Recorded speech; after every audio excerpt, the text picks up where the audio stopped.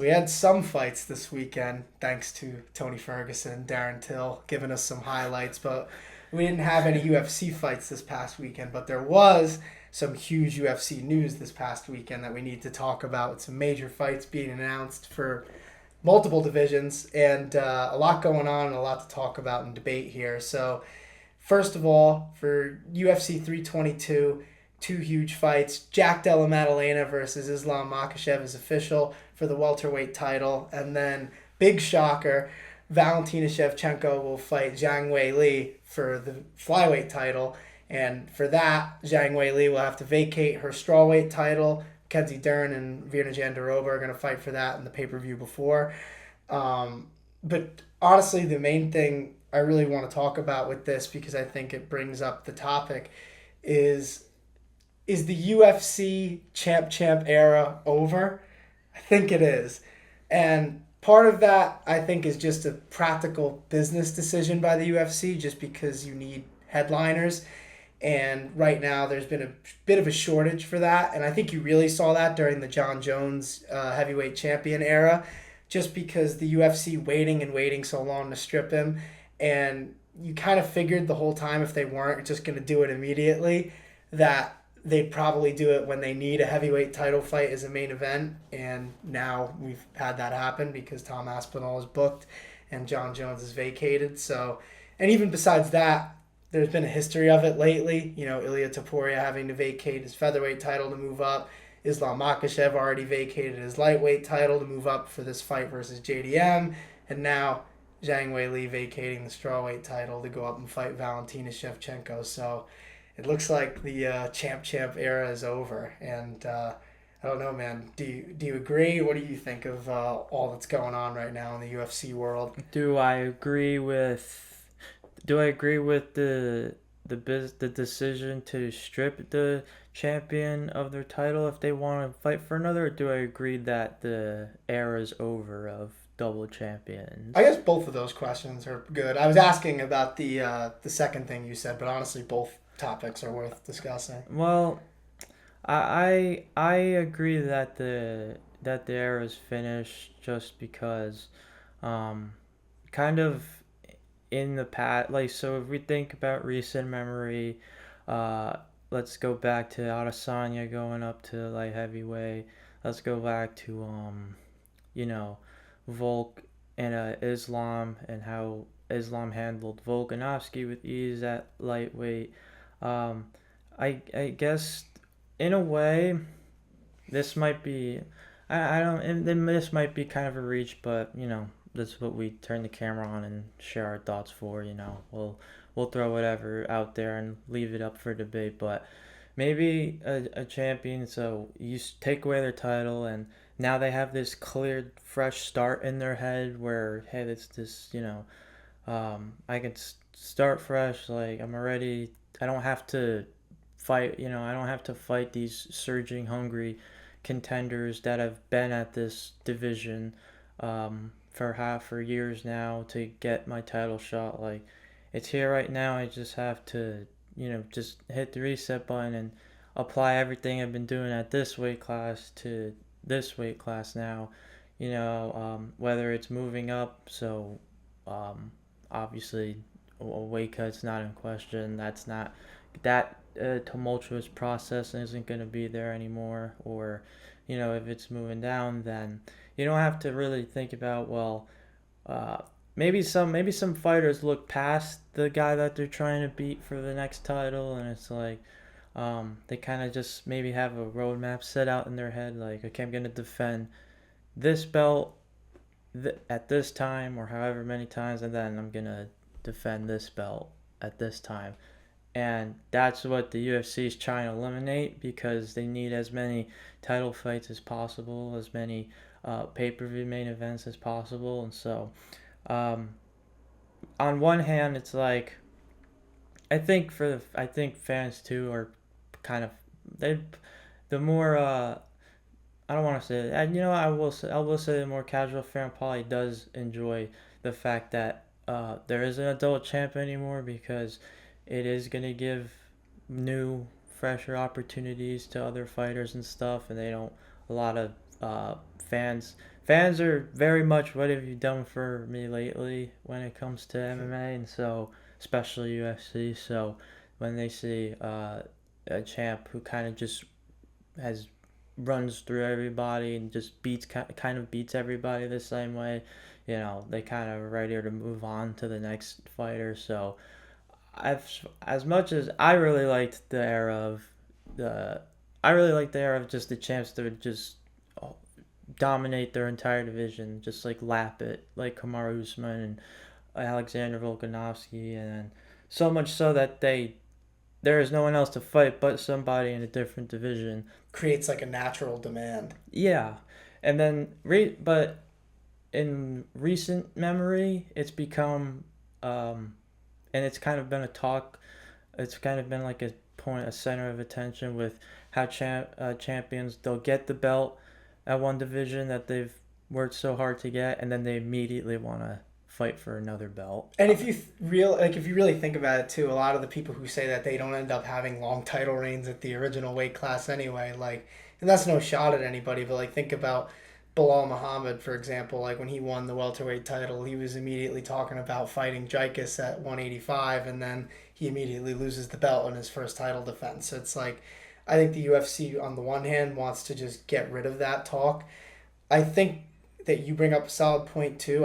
On the one hand, I think the UFC wants their headliners to be able to fight as much as possible, and obviously, having a champion who's a champ in two divisions eliminates a headliner for a potential event. So that's one thing. But then also too, like even from the weight cutting standpoint, I think that it's arguably tougher on the fighter's health too sometimes. If someone, let's say, moves up, loses, and then goes back down in weight, they might be different. Like, because I think if someone goes up and down, that's worse on your body. But then, if someone goes up, even if they lose and then stay at that division, then at least you're getting a healthier fighter moving forward. Maybe the UFC has some of that in their mind.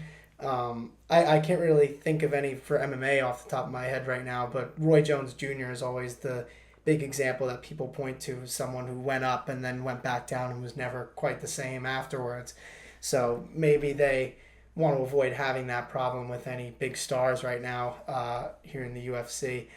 And I don't know. I still think practically it makes a lot of sense. And I kind of agree with you. I don't feel the need for champs anymore. I don't know. I think with Conor McGregor doing what he did, that was special for the time that he did it in. And I think that after that, a lot of the fighters saw that as a big payday opportunity, when in reality, it was just a once in a generation type of personality who started a trend. Now I think that trend is dying out a little bit. And then, like I said, practically, you just want headliners to be able to fight as much as possible. And then also, like I said, fighter health wise, you probably don't want people hopping up and down between weight classes at that high of a level. So it was the aura of Conor McGregor and Amanda Nunes having one title on one shoulder and another title on the other shoulder. Hey, don't forget DC. And DC, of course, yeah. So when you take three Hall of Famers, it's kind of And Cejudo, actually, right? oh I think triple. he was still flyweight champ when he won the Triple bantamweight title. C, his gold medal, and then the two championships as well. So We're gonna have to bend the knee there. Forget Yeah. that one, man. yeah. So people say four Hall of Famers and like, all right, I've already stamped my claim as one of the greats in this division. Now I have to stamp my claim as one of the greatest fighters of all time. Just period, pound for pound, to ever step into the octagon. So, okay, I'll be honest. Like in a way that I think that does kind of take away from that. So in which case these newcomers, they're probably gonna have to, I don't know how much they're gonna have to transcend. I don't know in which way they're gonna have to transcend the modern landscape of UFC, since it's already so big and popular worldwide already, and we think we've seen it all in terms of styles and just personalities to come in and out and have the success that they have. But the truth is just it's still a sport that can evolve more and more over time, and we're we're still I think we're still waiting, especially now that the pay-per-view model is going to be coming to an end, and big money fights are going to be so much more accessible for people to watch.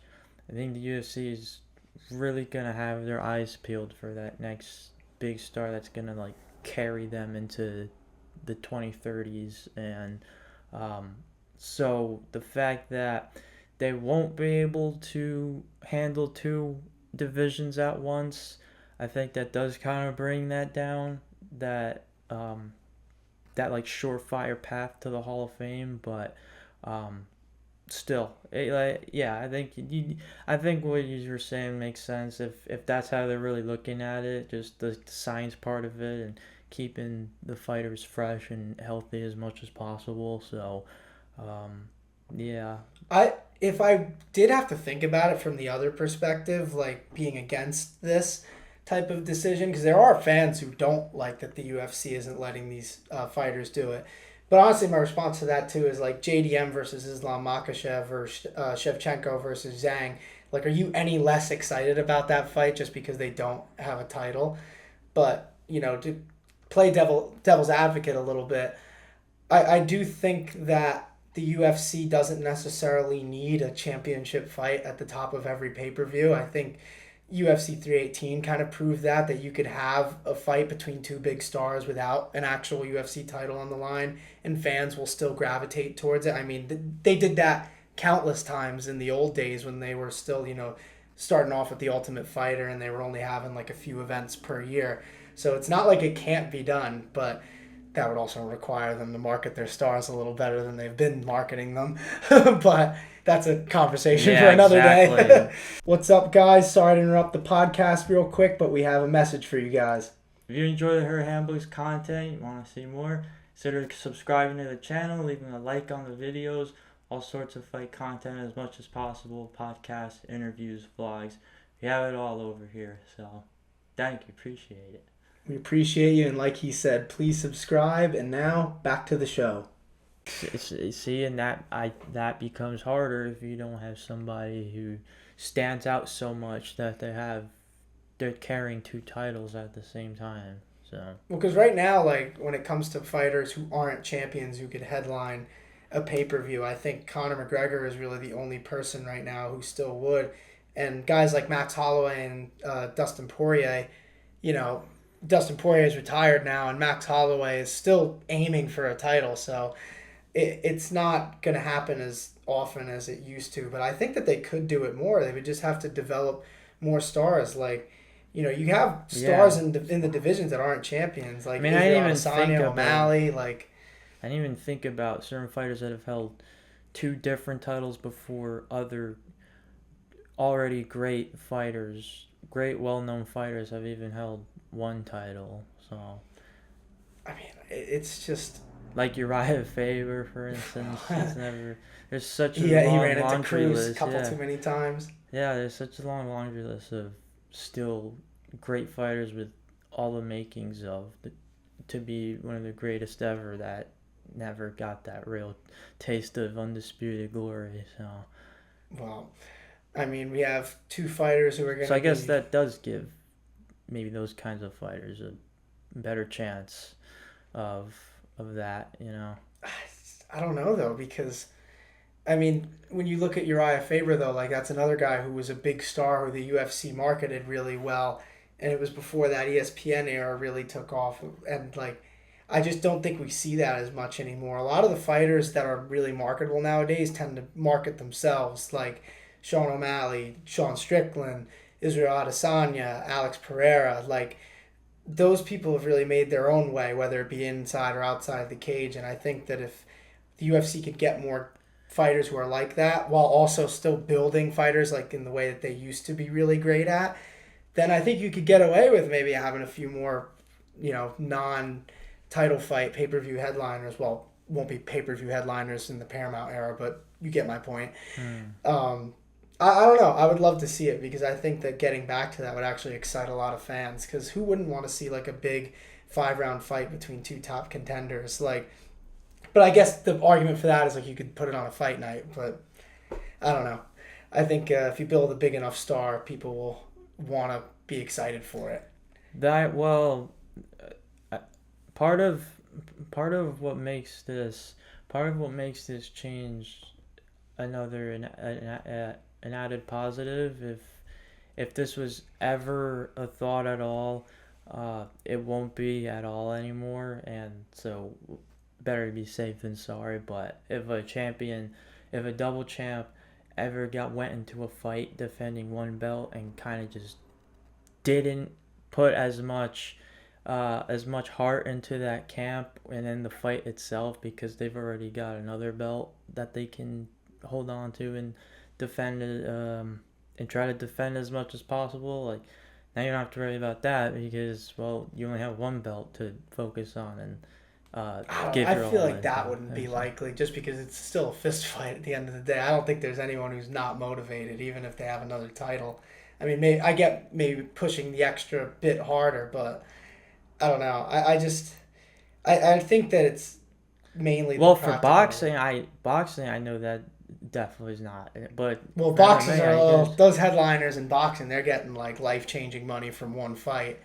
And the UFC, it usually takes a while to get to that, if you even do. I mean, Pantoja didn't he say he was working as an Uber driver until he was like top contender in the division? This is a guy who's been in the UFC for a long time. Tim Elliott That's was another one. He crazy. was just talking about he didn't have much money in his bank account going into the fight that he just had at UFC Wow. 319. I'm like, I don't get how you have that. But I don't know. I don't want to get into a whole fighter pay conversation until we really need to. But and the other thing is too, if the fighters don't care, then why should that's kind of how I view it. They've had their chances to make this situation better for themselves, but yet they continuously don't do it. So Mm. there's nothing we can really do with that one. But at the end of the day, big news for the UFC, and I think a lot of people are excited about both of these fights. I think even people are excited about the strawweight fight between Dern and Jandiroba at UFC 321 because that's a fun fight stylistically too. I think some of the scrambles on the ground for that one will be exciting to watch. But before all that, we still have next week UFC Paris, some good fights on that card. Nasruddin Imavov versus Kyle Bohalio is the main event. And then this co-main event, I feel like this co-main event is getting slept on. Benoit Saint Denis versus Mauricio Ruffi. I mean, dude, this is gonna be a fun one. Yeah. So I'm I'm excited to break down those two fights and any other crazy thing that may happen next week. And yeah, so we'll be back next week with our fight recaps and the MMA rankings on the website because I didn't do that this week because there was nothing to really change. Hmm. So that'll be back up next week, and we'll see y'all then. Easy guess. Hey, locker.